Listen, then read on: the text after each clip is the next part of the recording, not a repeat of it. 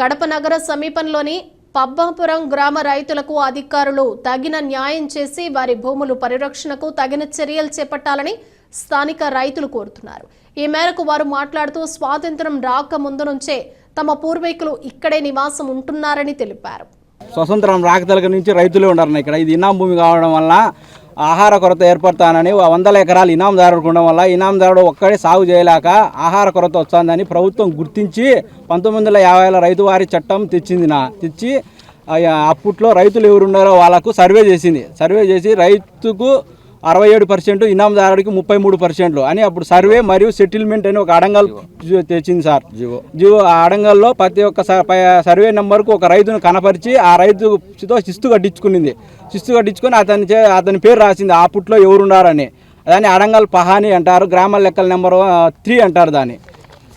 ఈయన బ్రాహ్మణ్స్కు మా ఊరి మీద ఇనాందారుగా గుర్తింపు రావడానికి కోర్టుకు పోయి తెచ్చుకోవడానికి 33 సంవత్సరాలు పట్టింది. ఆయన 72లో నేను తెచ్చుకున్నాను. పబ్బాపురం గ్రామం ఇనాం గ్రామంగా నాకు 33 సెంట్లు ఉందని ఆంధ్రప్రదేశ్ హైకోర్టు 526 నెంబర్ ప్రకారం 1972లో నాకు ఈ గ్రామంపై హక్కు ఇచ్చిందని వాళ్ళకి రిజిస్టర్లో రాపించి ఈ రైతులై అమ్మడం జరిగింది.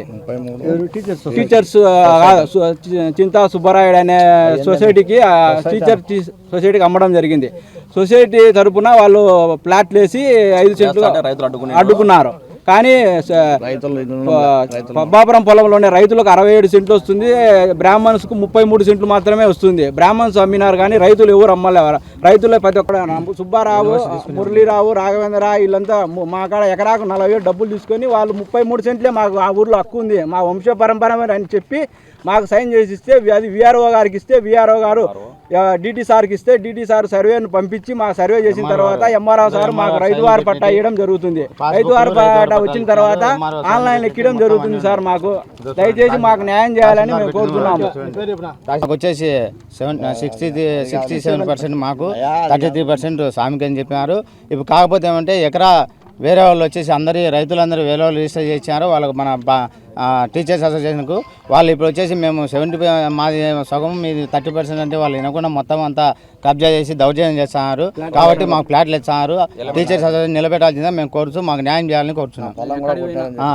పొలం నూగు పెట్టింటే 6 ఎకరాలు నూగు పండే పైరు 20 రోజులకు వచ్చాము. అది కూడా డోయర్ పెట్టి దుబ్బేసినారు తీర్మానంగా. ఇప్పుడు ఇది కోర్టులో ఉంది. కోర్టులో ఇంజెక్షన్ ఆర్డర్ కూడా మా దగ్గర ఉంది. కోర్టులో ఉండేది కూడా. కానీ వాళ్ళు బలవంతంగా టీచర్స్ వచ్చి దీన్ని దౌర్జన్యం చేసి ఫ్లాట్లు ఇస్తున్నారు. ఒక 10 మంది దాకా ఉన్నాము. 10 మందిని దౌర్జన్యం చేసి వాళ్ళు 1400 మంది మేము దౌర్జన్యం చేసి ఫ్లాట్లు ఇస్తున్నారు. దీని గురించి చర్య తీసుకొని మా భూమి మాకు ఇచ్చేట్టు మేము న్యాయం చేయాలని కోరుతున్నాం సార్. 19 ఎకరాల 16 సెంట్లు భూమి ఉంది. కానీ మేము పూర్వం నుండి మా అబ్బాబ్బా తాగాది నుండి కూడా మేము సాగు చేసుకుంటూ పొలం పెట్టుకుంటా ఉన్నాము. పొలం కూడా మాది ఎంజాయ్మెంట్ స్కెచ్ కూడా ఉంది. మన ఆర్డీఓ గారు మల్లవల సార్ అన్నప్పుడు నాకు ఒక లెటర్ ఇచ్చాడు. కానీ ఏది చూపిరు ఇది మాకు వాళ్ళు నమ్మరు. మా కోర్టులో కూడా మా మీద కేసు వేసినారు. వాళ్ళ కేసు డిస్ప్యూట్ అయిపోయింది. కానీ వాళ్ళు దౌర్జన్యం చేస్తున్నారు. వాళ్ళు 100 మంది తరబడి వస్తారు.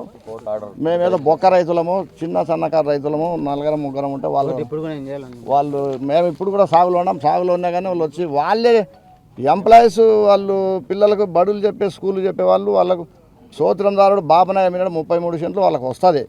కానీ రైతు వాట కొనకుండా చేయకుండానే వాళ్ళు ఆ ఎమ్మెల్సీ పేరు చెప్తారు, అవినాష్ రెడ్డి పేరు చెప్తారు, ఆ ఎమ్మెల్యే పేరు చెప్తారు. వీళ్ళందరి పేరు చెప్పి రైతుకు వచ్చి 67 సెంట్లు వాళ్ళు కబ్జా చేస్తారు, కేసులు పెడతారు. పోలీసు వాళ్ళు ఏం చేస్తారు పాపం, వాళ్ళు మధ్యలో ఇటు చెప్పలేక అటు చెప్పలేక అల్లాడుతాను. ఎకరాల 16 సెంట్లు 20 ఎకరాల భూమి పైననే.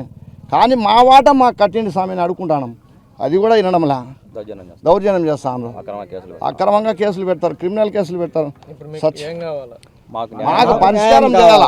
67 సెంట్లు మాకు రైతుకు 67 సెంట్లు వస్తుంది. దీంట్లో ఎకరా భూమిలో ఎకరాకు 67 సెంట్లు రైతుకు వస్తుంది. కాబట్టి వాళ్ళ 33% ఏ పక్క వస్తుందో తీసుకోమని. వాళ్ళకి చెక్కుబందులు రాసి లేదు. ఆ బాబునే సోదరందారుడు చెక్కుబందులు కూడా రాసి లేదు. ఆంధ్రప్రదేశ్ హైకోర్టు ద్వారా సంక్రమించిన ఆస్తి అని రాసినాడు. ఆంధ్రప్రదేశ్ హైకోర్టుకు నువ్వు మేనల్లునివా, మనవనివా, దత్తపుత్రుని అని చెప్పినా కానీ ఆయన కేసే కొట్టేశారు. వాళ్ళ కేసు డిస్మిస్ అయిపోయింది. కానీ మాకు న్యాయం జరగడం లేదు. మాకు న్యాయం చేస్తే చాలు ఎవరైనా అంతే.